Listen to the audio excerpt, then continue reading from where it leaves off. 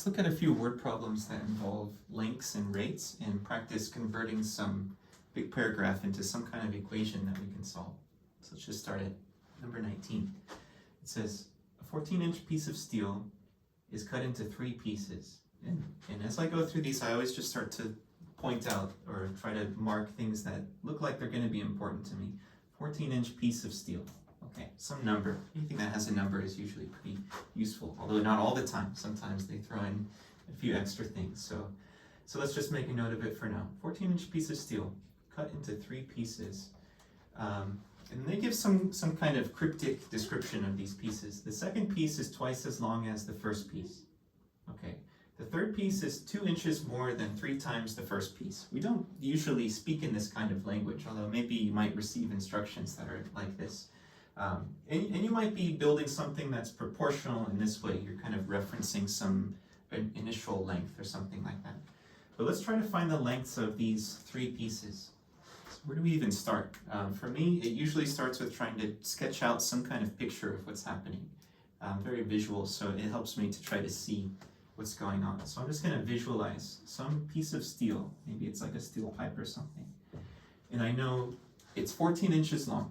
So I can imagine this entire length is 14 inches. So we may not know how this is going to work out, but I'm just going to start labeling things and we'll see what will come up. And we're going to cut it into 3 pieces. Let's just imagine 3 slices, or 2 slices to make 3 pieces. Notice it doesn't ever say anything about the first piece. Everything is in reference to that first piece. So that's a good candidate for what we'll just call X. We'll call this the first piece, the second piece, and the third piece. The first piece has some length, which hasn't been described to us, and we know the whole thing is 14. The second piece, we'll call this one the second piece, is twice as long as the first piece. So we have to translate that.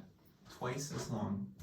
Well, if this is X inches long, this is twice as long. I can view that as 2 times X, or like X plus X, 2 X's added together.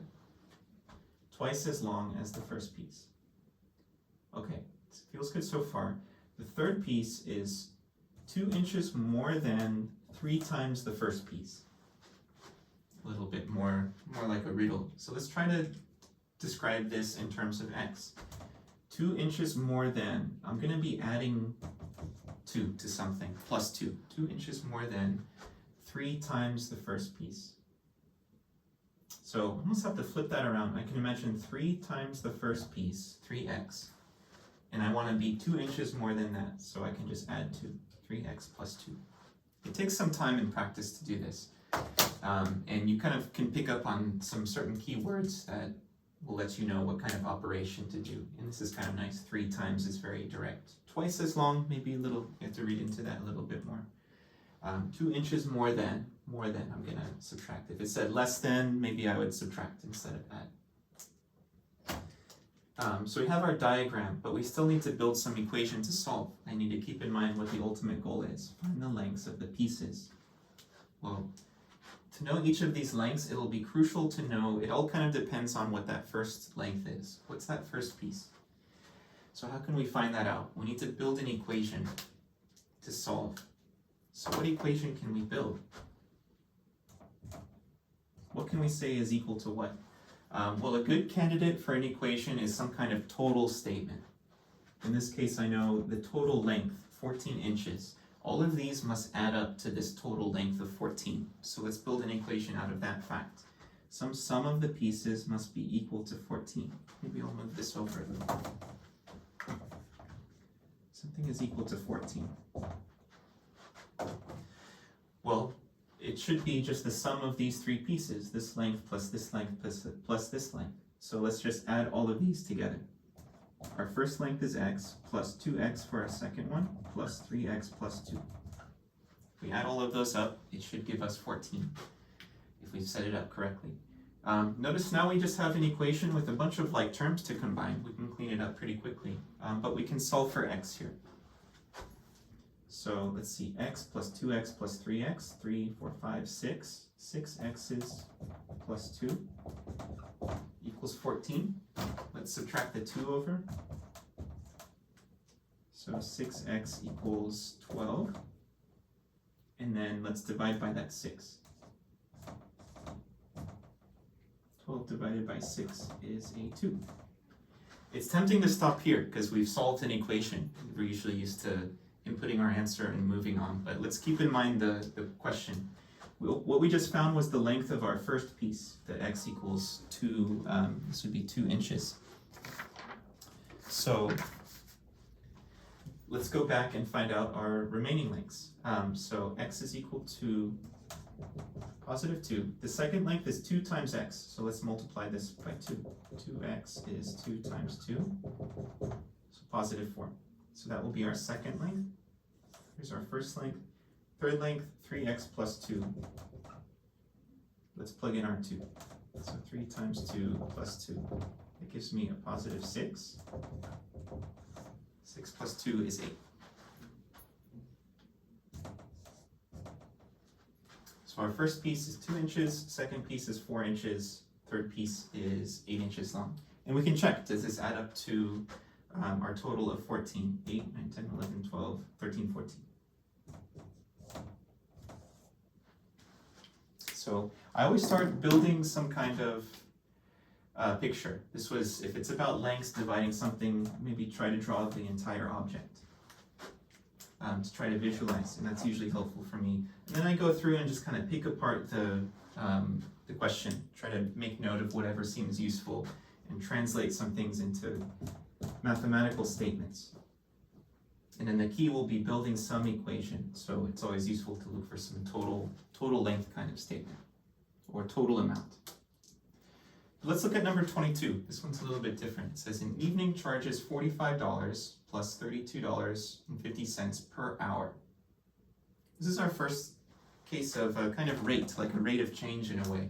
Some amount per unit of time. In this case, it's per hour. So yeah, maybe this is the event space. $45 as a flat fee plus $32.50 per hour that you use it. If the total bill, notice the total statement, we can already start to try to think about some equation. Total bill is $256.25. How many hours were charged?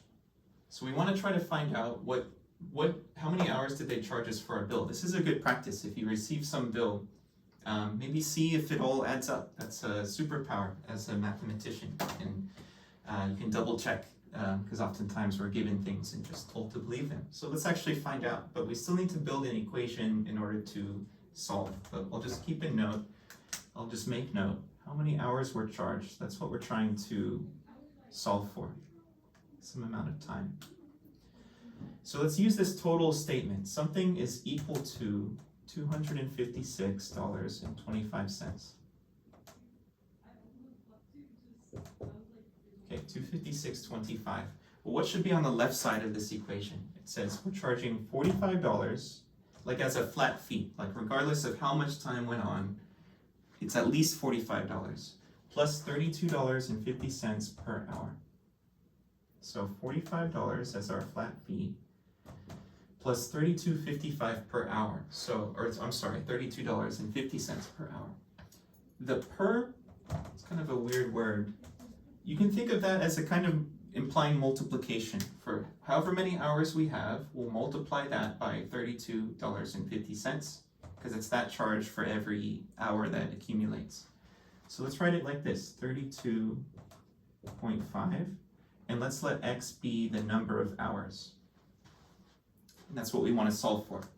So I probably should have started by making some kind of statement. Let x be the number of hours that the event goes on. So $45 plus $32.50 per hour. Our total bill was $256.25. Now we can solve for x, and we'll be able to find out how many hours did they charge us. Or charge us for, rather. So let's solve it like a regular equation now. We can flip back into that mode. Let's subtract this term, the 45 minus 45. So this is what, 32.50 times x. That's still our 32.50 per hour. And let's subtract 45. What would that be? 211.25. I did that all right. Now, one step away. Let's divide both sides by the $32.50. Divide by 32.5. So what is this? 211.25 divided by 35. I'm sorry, divided by 32.5. I get 6.5. And this is in hours. So we were charged for 6.5 hours. So if this was my bill, if I was charged for this event, I might double check this. Did the event actually take place over 6.5 hours? Or did they add a few extra hours in there? Maybe for some reason. But another example of having some word problem, building an equation based on a total statement, some total amount. And this time we had a little rate of change. This was like our 32.50 per hour multiplied by x. And we're able to solve. And so we could solve for something else here. Maybe we were trying to find what the flat rate is. Maybe that was the unknown. We can move around what the x variable might represent.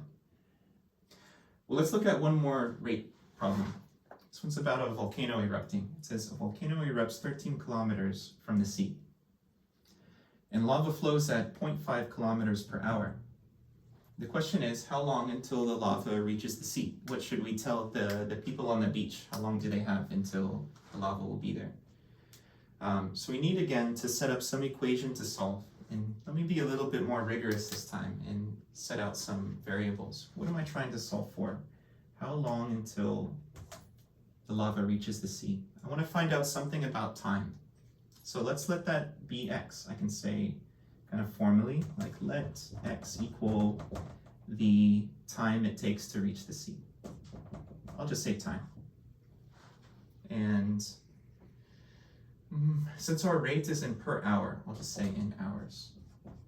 It's important to see if all of those units line up and to choose the right units to make it easier on ourselves. So I want to find out some number of hours until it reaches the sea. So let's try to set up some equation. What we're missing is one common equation that's very useful, and that's, you may have seen this before, that distance is equal to rate times time.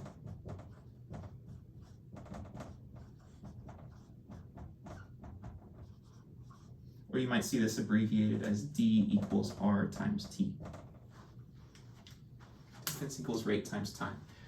So let's solve for this. I should actually maybe call this t instead of x. Let's even do that. You're always welcome to go back and update your variables. I'll make it a little bit nicer to look at. You know, we're solving for something in terms of time. We're free to choose any letter we want to. So we have an equation. This is like something we can work off of. We know that this is true all the time. So let's try to plug in what we know. Do we know a distance? Well, that's our distance from the volcano to the sea. In that case, that's 13 kilometers. What about our rate? Rates have this kind of like per something, per unit of time. And notice we were told the lava flows at 0.5 kilometers per hour. That will be our rate. 0.5 kilometers or kilometers per hour. And the time is the unknown. Question mark. This is another way you can determine what should my variable be. We'll list out what you know based on some formula that you're working with and see which one is still missing. That's another good way to choose your variable. So let's plug this in and solve for the unknown. Our distance is 13. I'm plugging into d equals r times t. So 13 equals our rate of 0.5 kilometers per hour times however many hours that went by. Now we can solve for this. Really all we need to do is divide 13 by 0.5. Feels kind of simple now that we're at this point. But the setup is intentional. It takes some thought and effort to set things up correctly. So I end up with 26. 26. What is this going to mean? 13 divided by 5. Yeah, that's kind of the same as multiplying by 2. And this is in hours. So I would say it's going to take 26 hours for the lava to travel 13 kilometers from the volcano to reach the shore. Could even draw a little picture here. I know that this distance was our 13 kilometers. So if you see something about rates, distance, and time, keep this formula in mind. Distance equals rate times time. It's a good starting point to build an equation and solve one of these tricky word problems.